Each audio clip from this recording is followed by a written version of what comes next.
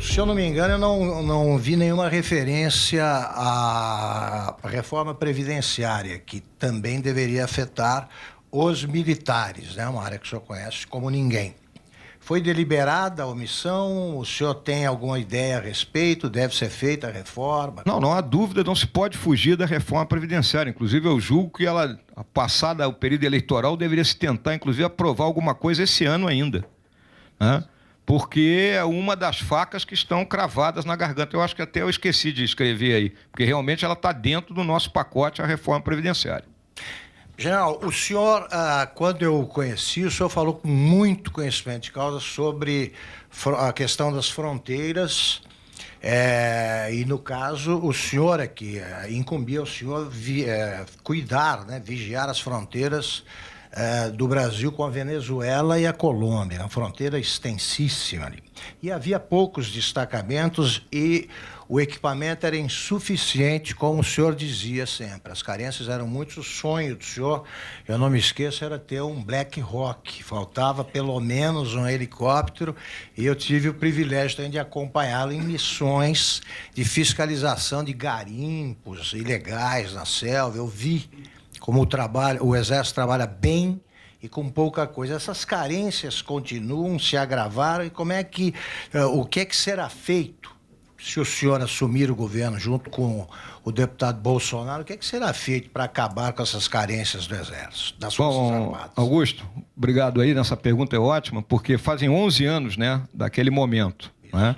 Então, de lá para cá, a brigada lá em São Gabriel da Cachoeira, ela realmente se implantou e recebeu hoje equipamentos modernos, né? Então, todos aqueles nossos destacamentos de fronteira, hoje, eles têm sensores, eles têm óculos de visão noturna, que nós não tínhamos. Isso é uma vantagem tática que nós temos sobre qualquer grupo de narcotráfico ou contrabandistas que tentam passar a noite. Eles entram com um barquinho pequeno, remando. Aí, no momento que você tem o equipamento de visão noturna, você consegue detectar o camarada tentando ultrapassar ali à frente do pelotão dentro do rio, porque na Amazônia as estradas são os rios. Está tudo inserido dentro do projeto do Sistema de Monitoramento de Fronteiras, o SISFRON, né? Só que o SISFRON vem indo lentamente pela questão orçamentária. É óbvio, aí entra o canhão à manteiga, né, Augusto? Então, realmente, nós teríamos que analisar se poderemos colocar mais recursos para acelerar, né, a entrada em funcionamento do SISFRON, ou temos outras carências maiores aí do país para verificar. Neste momento, general, como é que seria enfrentada por um novo governo, do qual o senhor faria parte, a questão dos refugiados venezuelanos em Roraima? Bom, o governo atual ele demorou a entender o problema que estava ocorrendo, né? Deixou muito na mão do estado de Roraima. Aí, mais uma vez, o posto Ipiranga, que é o Exército, foi lá, né, para assumir o negócio. Então, o general Pazuello, né, montou uma base. E aí, até aquela história da premonição. Ano passado, nós fizemos um exercício multinacional na região de Tabatinga, tendo como hipótese acolher um número de refugiados. Então, hoje estão concentrados lá em Roraima. Agora, o que tem que ocorrer? Nós temos que tirar... É um problema do governo federal. Porque tem que tirar as pessoas. O estado de Roraima é um estado exaurido em seus recursos, não é? Quem conhece a capital Boa Vista é uma cidade pequena, com poucos recursos. O melhor médico lá é o avião da Gol, da Azul, né? Para o cara sair de lá, pô, né? Essa é uma realidade, pô. Não tem saída para isso. Então, tem que tirar essas pessoas e alocar em outros estados que tenham mais capacidade de recebê-las e integrá-las. Essa, para mim, é a visão do momento. General, fiquei com a sensação, depois da visita às fronteiras defendidas aí pela brigada que o senhor comandou, com a sensação de que alguns pontos são zonas de exclusão. Quer dizer, não existe o Estado brasileiro, só o Exército cuida disso e às vezes não tem gente para isso, nem equipamento. As distâncias são muito grandes. E eu fiquei com a sensação de que eram zonas de exclusão muito parecidas com os morros cariocas controlados pelos narcotraficantes. Essa situação permanece? O senhor admite que o Brasil lida com zonas de exclusão em que o Estado não é presente? E como é que seria feita como é que seria superado esse problema com a presença efetiva do Estado que hoje não há?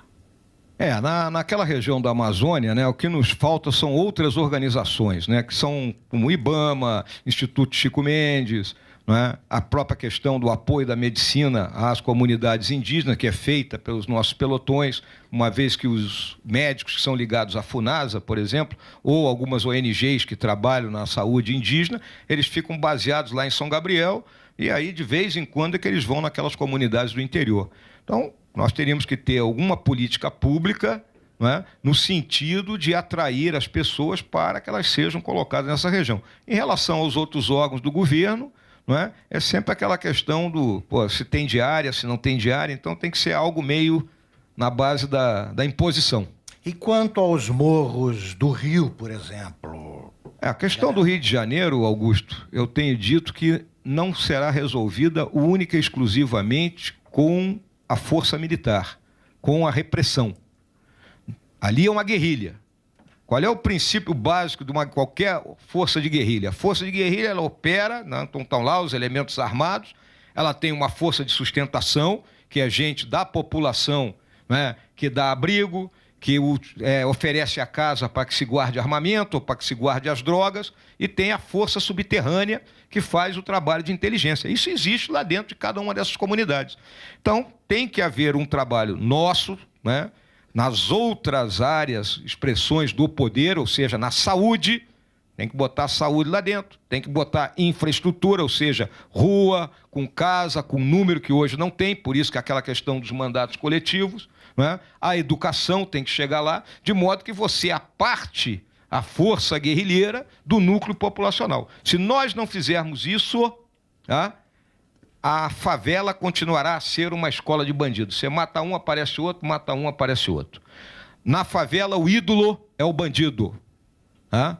O bandido é o cara que tem arma, o bandido é o cara que tem dinheiro e o bandido é o cara que tem as melhores mulheres. Essa é a visão. Pai, avô são coisas inexistentes. Lá, se você quer dialogar, é mãe e avó. Então, nós temos que romper essa lógica. Diante do quadro que o senhor pintou, é muito improvável que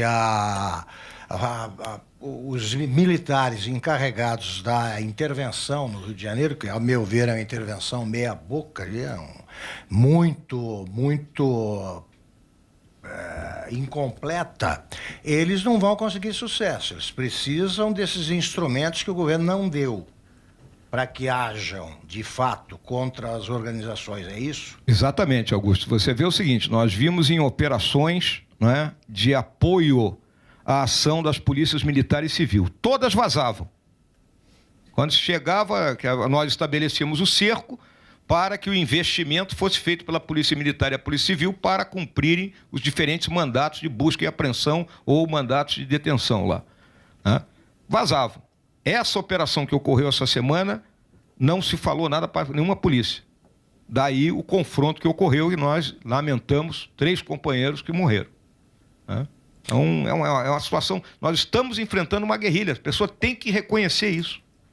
Porque a partir do momento que um grupo de bandidos enfrenta o Estado abertamente, ele atira em cima do exército, ele não está atirando contra um policial isolado, ele está atirando contra uma viatura militar, contra um grupo de militares. Está enfrentando o Estado brasileiro. É uma guerra. É uma guerra. General, eu sabia que o senhor gostava de economia, entendia de economia, mas eu não sabia que o senhor chegava a esse nível de detalhamento que eu vi aí. E eu pergunto o seguinte, as medidas que o senhor apresenta, que me pareceram, as ideias que o senhor defende, que me pareceram muito sensatas, elas estão atendidas pelo plano já esboçado, pelo menos, pelo economista Paulo Guedes? Eu tenho acompanhado todas as oportunidades que o Paulo Guedes expressa, né, e eu vejo que as ideias são extremamente coerentes com aquilo que eu apresentei aqui. Né? O Paulo Guedes, ele advoga o liberalismo, até a escola dele é essa, né? O Paulo Guedes, oriundo da escola de Chicago. E em relação à economia, viu, Augusto Nunes, eu não entendo, eu decorei, pô. As Forças Armadas, general, elas sempre viram com muita desconfiança a questão da privatização. O senhor mudou de ideia, o Exército mudou de ideia, hoje ele vê de outra forma o processo de privatização que houve no Brasil, ou a necessidade de privatizar tudo que for possível, privatizar, como o senhor disse? Existe essa, como eu vou colocar assim, esse estigma em cima, né, nós militares, né, porque a questão de estatização, né, muito ligado ao governo Geisel. Mas eu respondo também o seguinte, o governo Castelo Branco era extremamente liberal. Quem era a dupla do Castelo? Era Roberto Campos e Otávio Gouveia de Bulhões. Mais liberais que esses aí não era possível, né? Então, dentro do Exército tem as mais variadas. É o que eu quero dizer, dentro do Exército tem militar de todos os tipos, inclusive gay. Então, não é problema, pô. Né? Tudo ocorre. O senhor o senhor mudou de ideia? O senhor já defendeu? Não, eu nunca fui da ala estatista. Não, eu acho que é menos Estado. Aliás, uma pergunta bem direta, vinda do auditório, que o senhor é a favor da privatização da Petrobras? Eu acho que a Petrobras tem que ser olhada com carinho, tem que decompor as atividades dela. O conhecimento que eu tenho é limitado sobre esse assunto.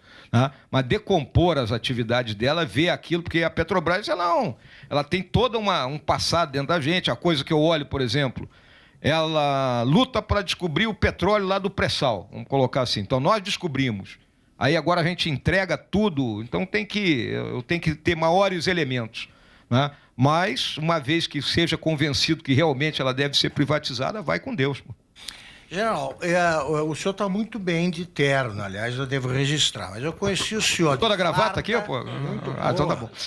De farda, o senhor estava absolutamente à vontade. Eu convivi com o senhor mais ou menos uma semana e o senhor era tipicamente o comandante que gostava de conviver com os soldados. Eu vi isso, não é nenhum afago, é uma constatação. O senhor, como diz, o ministro Jobim, que lembrou que o senhor tinha um apelido, né? O Milico. Milico. Sempre então, foi. O senhor estava absolutamente à vontade como milico ali, comandando com naturalidade, ocupando aquele cargo de comando com naturalidade, e depois o senhor ocuparia outros ainda mais importantes, apesar da relevância desse. Mas eu pergunto, depois do que houve, dos incidentes que apressaram a sua saída do Exército, o senhor ficou magoado? O senhor saiu magoado com o Exército? Em absoluto, Augusto, eu nasci dentro do Exército. Né? Meu pai era militar, minha mãe professora. Né? Minhas primeiras imagens são dentro de um quartel, que é o quartel lá de artilharia lá de São Leopoldo, que meu pai era comandante. Eu vivi o Exército intensamente. O Exército sempre foi a minha vida. Então, o meu comandante, o Vilas Boas, é um cara por quem eu tenho um carinho extraordinário, um respeito imenso, e ele tomou a decisão que tinha que tomar. E decisão a gente não discute, a gente cumpre. Mesmo agora, fora da vida militar, o senhor não pode dizer que achou injusta? Não, nada. Se fosse eu no lugar dele, eu sentava a bordura também, lógico. Então o senhor admite que se rebelou. Não, a questão é a seguinte, quando a gente chega na posição que eu cheguei, Augusto, e vendo as coisas acontecerem, você tem determinadas responsabilidades. Então, nós temos a questão da disciplina e hierarquia, mas também no nosso juramento a gente jurou defender a honra, a integridade e as instituições do país. Então, tem que saber pesar isso aí. Eu me lembro que o senhor... agora eu posso quebrar já não estão sob embargo algumas conversas que tivemos, que o senhor já não ocupa cargos de comando, eu posso falar. Por exemplo, que o senhor ficava perplexo quando tinha de ir a Brasília conversar sobre as necessidades de atender as carências que o senhor enfrentava. E no governo do PT, o senhor levava até chá de cadeira e tal, e uma vez secretário de Direitos Humanos, se não me engano, disse ao senhor, não, mas o que vocês fizeram em 64 e tal, e o senhor lembrou que em 64 o senhor era um garoto, né? O senhor não viveu aquela época sequer. O senhor acha que no governo do PT, o Exército foi as Forças Armadas foram muito prejudicadas por esse tipo de preconceito, por esse tipo de visão externada por esse secretário? Na realidade, o que acontece? Ali dentro do Partido dos Trabalhadores, né, você tem espaço para todo mundo. Né? Você tem os ideológicos, né, que é essa pessoa que são aquelas que estão ainda presas no Manifesto Comunista de 1848, não romperam isso aí, e tem aqueles que se aproximam mais de uma social-democracia. Né? Então, em relação às Forças Armadas, o que nós vivemos ali? Nós vivemos um período bom até em termos de recurso, porque quando a Dilma quis dar um up na indústria nacional, ela nos deu uma infinidade de recursos para a compra de viatura. Então eu lembro que eu era comandante de divisão, quando eu olhava a minha divisão em forma, era o verdadeiro exército Branca Leone, né? Ainda tinha uns caminhões ali da década de 60, né? E 4 anos depois, como comandante militar do Sul, só tinha viatura moderna, né? Foi um salto violento isso aí, compra de novos armamentos, né? Simuladores. Então, nesse aspecto, nós fomos bem. Agora havia o ataque dos ideológicos, seja por meio da Comissão da Verdade, seja na tentativa tremenda que fizeram de mudar os currículos das escolas militares. E isso nós nos defendemos com unhas e dentes para não deixar. Porque, lembra da trilogia, Exército, Caudilho, Povo.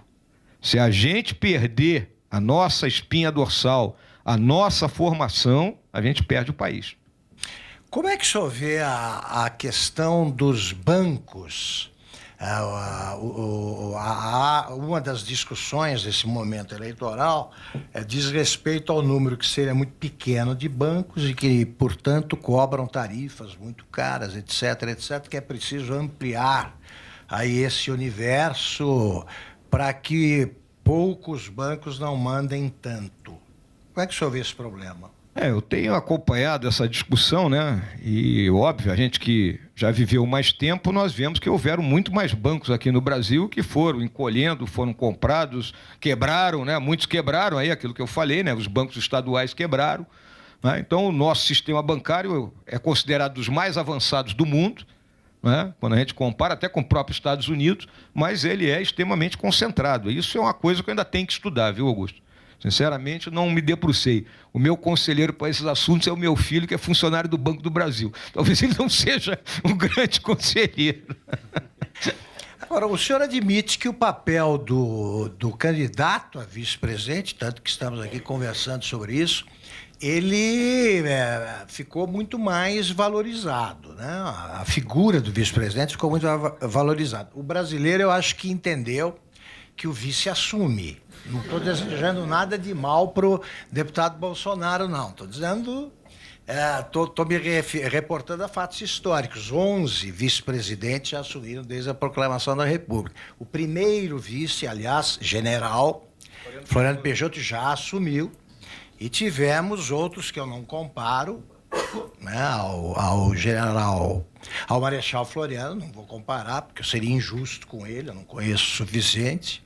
Mas tivemos aí, quem mais governou foi o José Sarney, do período da redemocratização para cá e tal. O senhor sabe disso, né? O papel do senhor vai ser qual no governo? Augusto, eu já respondi para várias pessoas, né, essa pergunta. Agora o senhor vai ter que usar a sinceridade que eu conheço. A maior sinceridade do mundo. Eu olho sempre sob a ótica militar, né?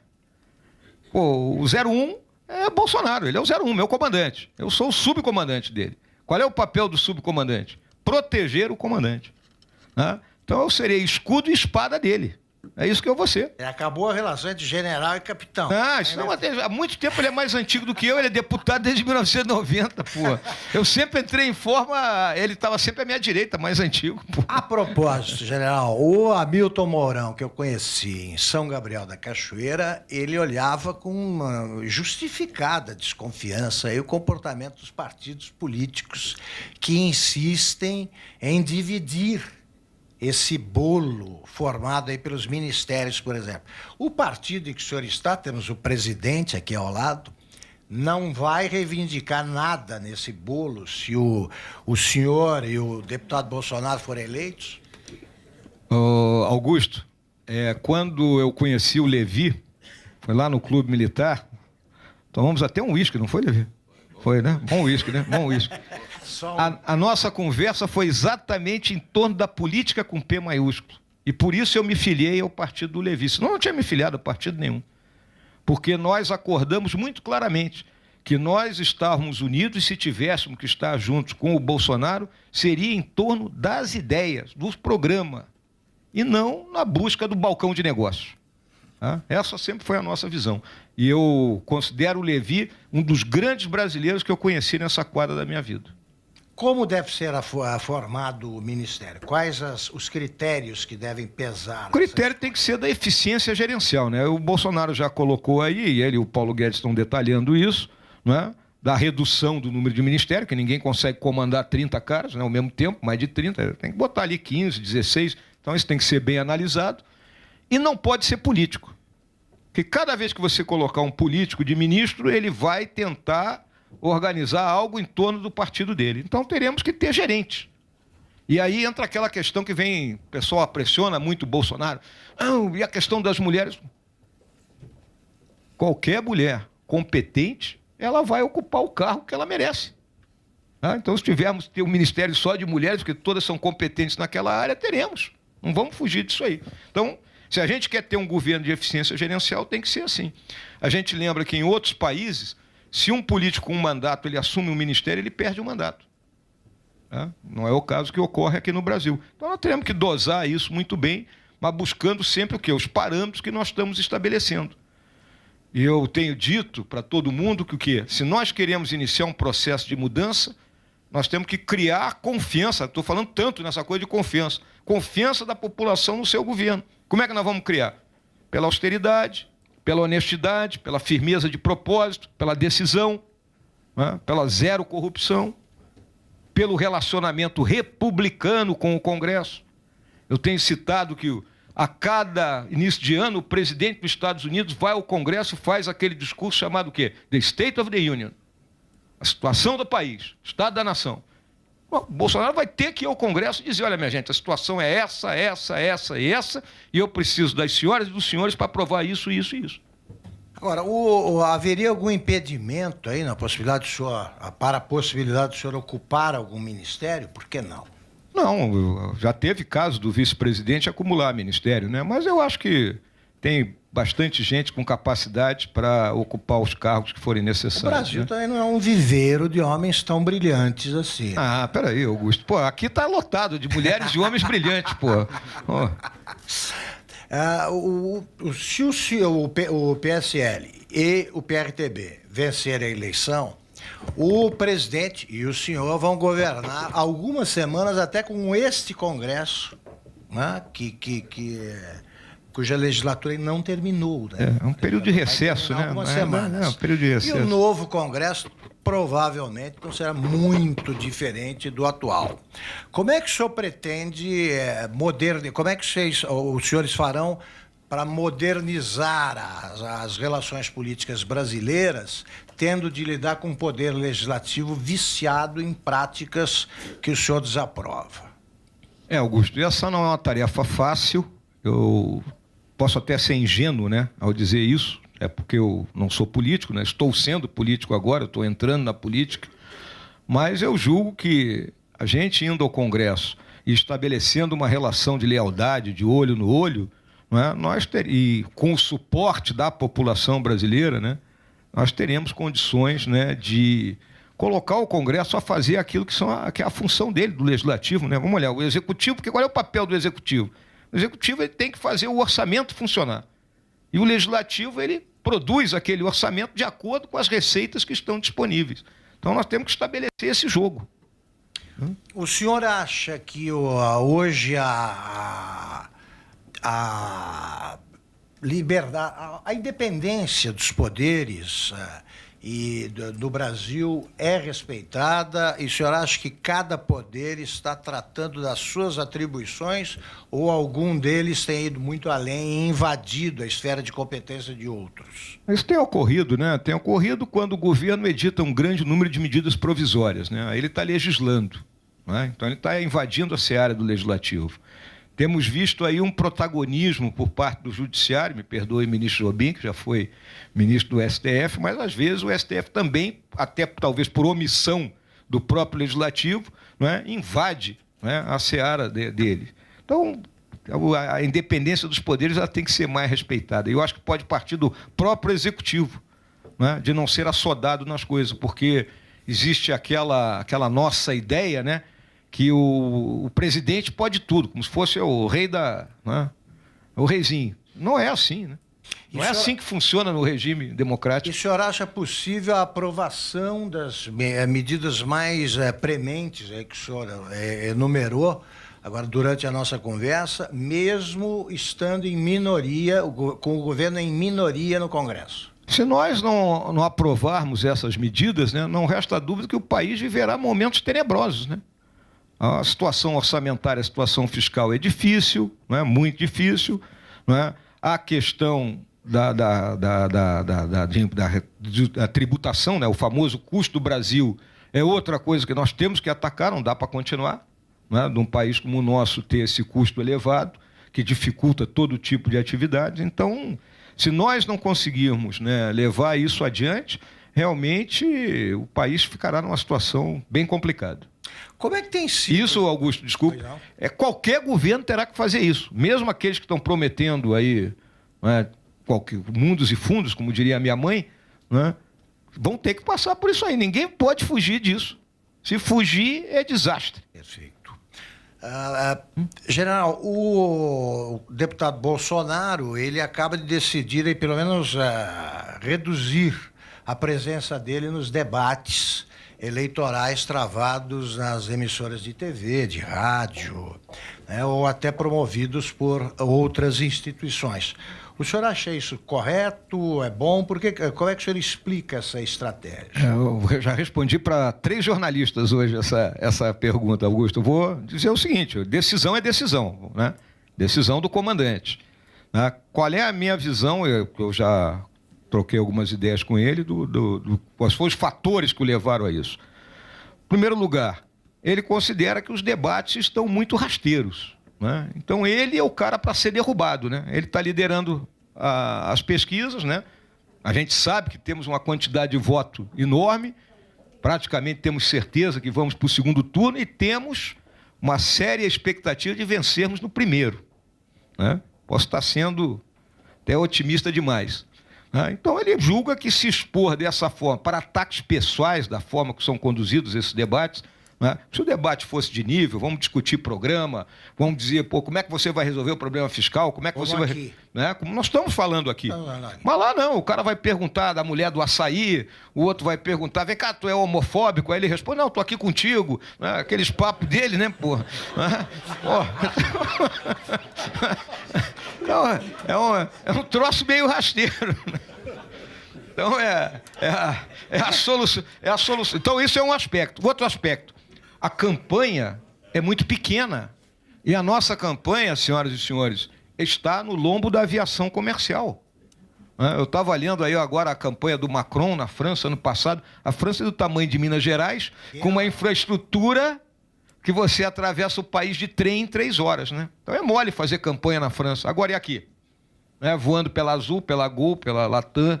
Então, essa é a visão que eu tenho da decisão dele. Bom, quando eu conheci o senhor era os 3 poderes, lá em São Gabriel da Cachoeira, né? Porque o prefeito estava cassado, o juiz estava ajudando a mãe candidata à reeleição, né? Como deputada federal, a promotora estava em licença maternidade, o senhor até brincava com isso, que eu estou representando todos os poderes, e o senhor tinha que lidar com todas as dificuldades aí enfrentadas pelo povo da cidade mais indígena do Brasil, né? Praticamente 100% lá são compostos por índios ou descendentes diretos ali de indígenas.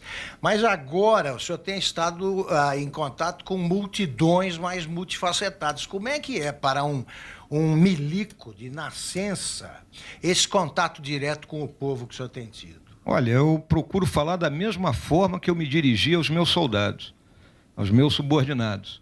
E ao longo da minha vida militar, eu sempre falei que 2 das nossas virtudes jamais poderiam ser ultrapassadas. Número 1, a lealdade, que eu sempre defino como uma estrada de mão dupla.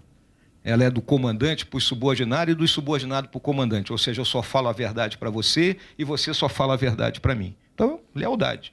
E a outra é o espírito de camaradagem.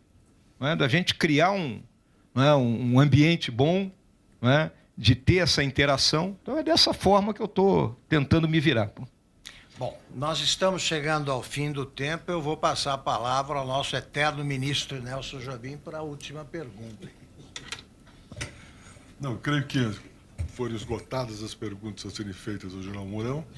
Mostra-se que, general, que este convite feito pelo banco é exatamente a possibilidade de que clientes e investidores, enfim, na área dos investimentos bancários, possam ter um contato mais íntimo com os candidatos, já tivemos um debate e uma assistência em relação aos candidatos a presidente, agora iniciamos com os candidatos a vice. O senhor é o primeiro a que está, e este é um compromisso que tem o banco de transparência, não de visibilidade, mas sim de transparência, porque não se confunda transparência com visibilidade, em que eventualmente alguém quer ser visto, e aqui não é o caso. Nós é que queremos ver, e creio que todos vemos muito bem a sua manifestação. Muito obrigado, general.